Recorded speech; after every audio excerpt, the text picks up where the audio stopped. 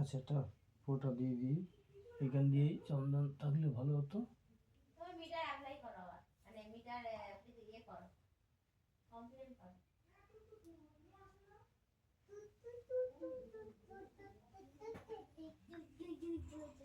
এটা কেন দেওয়া হয় জানো? অগ্নির মতো তেজ হোক তোমার মধ্যে।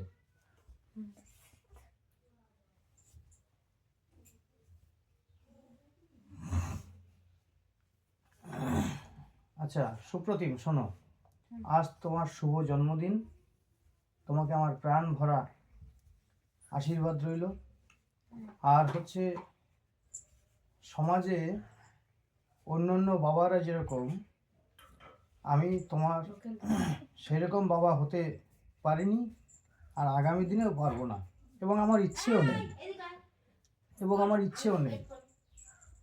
আমার যেটা ইচ্ছে, আমি যথাসাধ্য তোমাকে জ্ঞান বুদ্ধি দিয়ে পরিপূর্ণ করে করতে চাই, কারণ যাতে তুমি নিজের মতো করে, দাঁড়াও একটু, এটা যাতে তুমি নিজের মতো করে আমাকে ছাড়াও নিজেকে গড়ে তুলতে পারো, বড় হতে পারো।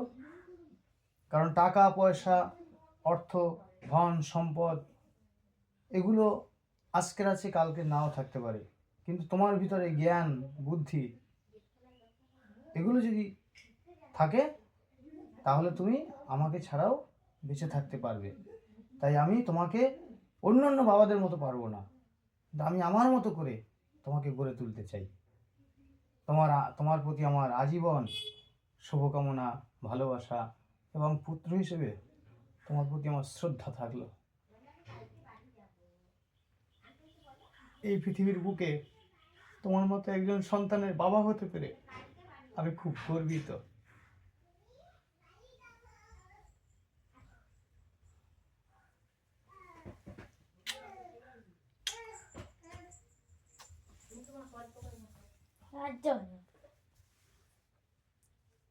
তাহলে এবার আসি, রাখি। হ্যাঁ, তো মাকে ডাকবো নাকি? আচ্ছা, নমস্কার। সামনে এসো বাবা একটু। নমস্কার। আজকে সুপ্রতিমের শুভ জন্মদিন।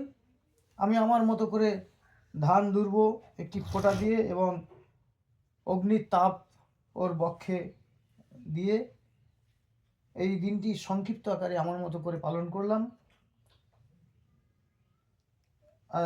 6 ডিসেম্বর 2010 সালে ও জন্মেছিল। তাহলে এখন কত বছর হলো? ও 15 বছর করে 16 বছর পড়বে আর কি। ওর 15 বছর পরিপূর্ণ হয়ে 16 বছরে পদার্পণ করছে। এ বিষয়ে আমার আর বিশেষ কিছু বলার নেই। তোমার কি বলার আছে আমার সম্পর্কে কিছু এই বিষয়ে? কি বলবো? ঠিক আছে, তুমি মানে বলার ইচ্ছা আছে, বলতে পারছো না? বাবাকে খুব খুশি।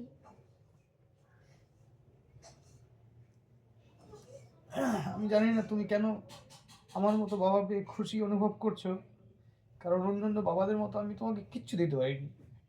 ভালো গাড়ি বাড়ি, তোমার অনেক সুখ স্বাচ্ছন্দ্য কিছু দিতে পারিনি, কিন্তু তা সত্ত্বেও তুমি আমাকে অনুভব করছো, এটা আমার খুব ভালো লাগছে। প্রত্যেকটি পরিবারে যেন তোমার মতো মতাদর্শের সন্তান জন্মায়, তাহলে এই সমাজ বদলাবে, এই দেশ বদলাবে, এই সমস্ত পৃথিবীর মানব সভ্যতা বদলাবে। ধন্যবাদ।